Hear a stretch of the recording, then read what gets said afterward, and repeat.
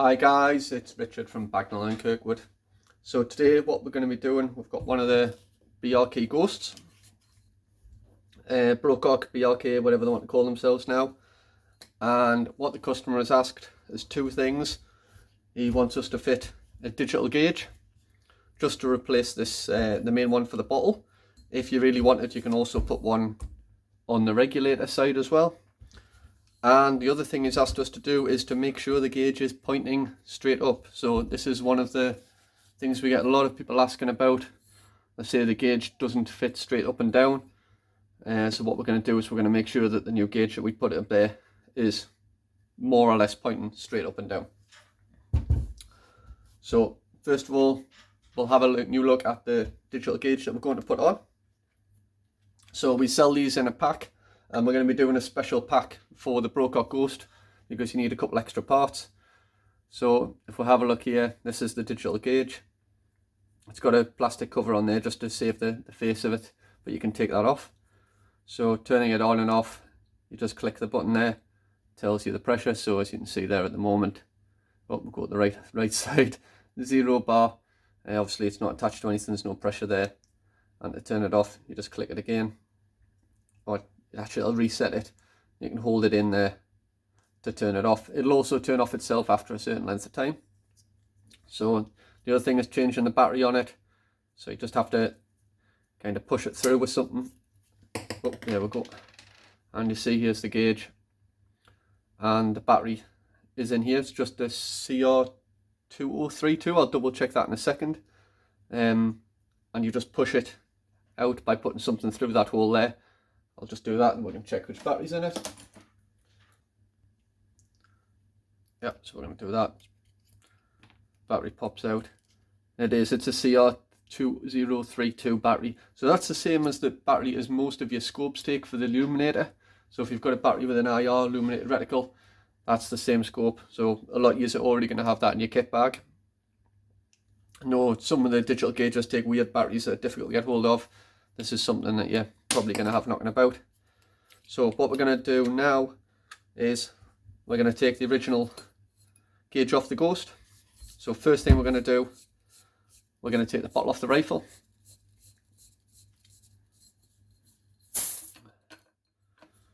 There we go.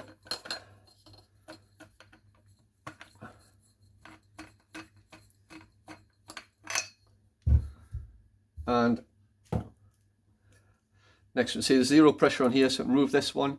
If you were going to remove the regulator gauge, you can still see here there's still pressure in.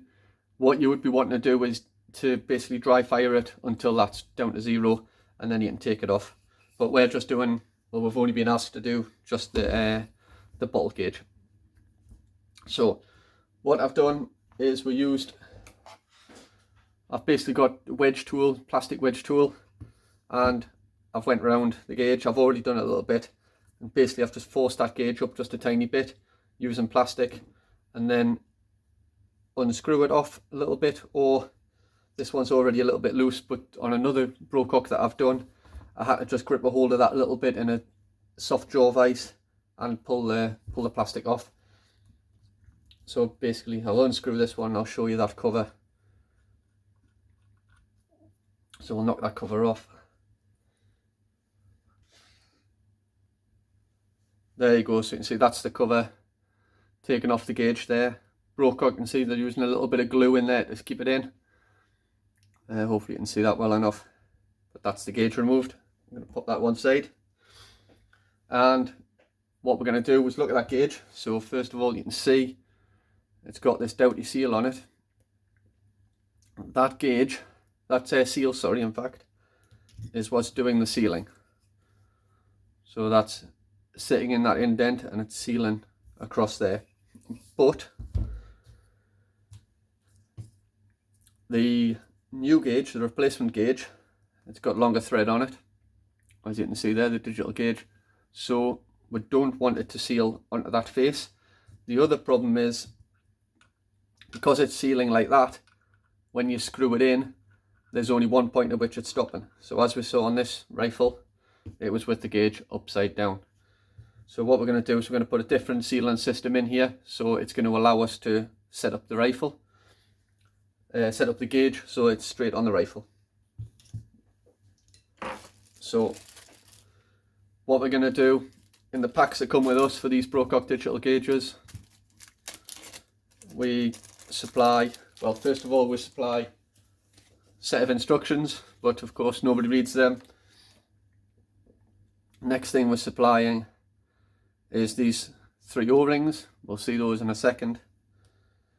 And this is the important thing for the Brocock,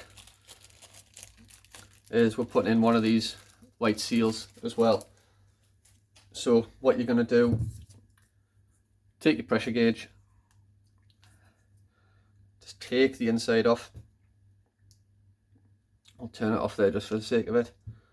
And this white seal we're going to drop in the bottom. We're going to use this white seal mainly for the sealing. We're just going to use a little tool just to make sure that goes in straight. And you'll see that sized perfectly, so it fits in the hole very well. That's good. So then it's absolutely potluck because they start the threading on this at different points. So we're going to take our gauge, we're going to screw it up, and we're going to see more or less where this one's going to tighten up. So you're going to see it's no longer tightening onto the block. If you didn't put that white washer in, what would happen is the body of this would scratch your rifle. It would be touching the block. So that one's got probably a quarter turn left to go. That's probably not going to have any give either, but we'll have a quick look at it on there using this hex wrench. And actually, on that one, that's lined up really well. What we have got though is these 3 spacer O-rings. So if that hadn't lined up well, what we could do is undo that, put in one of the size O-rings on top of that white washer, make sure it's squared off, and then tighten the gauge up again. And then basically just looking for something that's going to line up nice and straight. So that's that there. What we're going to do now, pop that plastic cover on. See there, that's the protective cover on the gauge. I'm going to leave that on though just in case he wants it left on. Just going to pop that back exactly how it should go.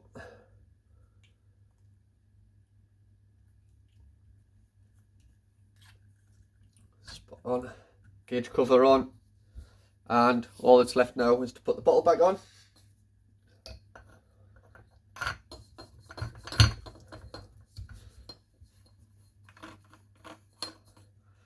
Actually, we'll take that cover off just for a little bit so we can see it properly. So we'll take that cover off for now, put that somewhere safe.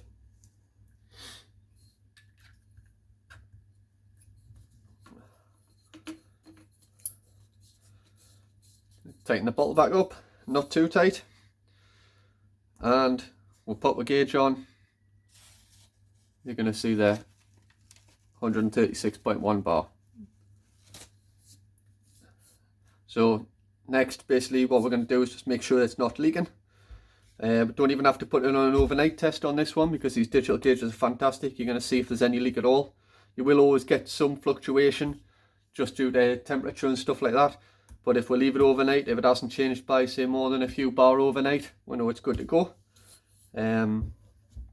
So as always, I'll put a link to these parts below. Anybody's got a Ghost, needs any help with doing it, give us a shout.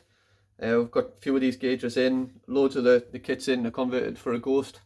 As always, thank you for watching, and we'll catch you on the next video.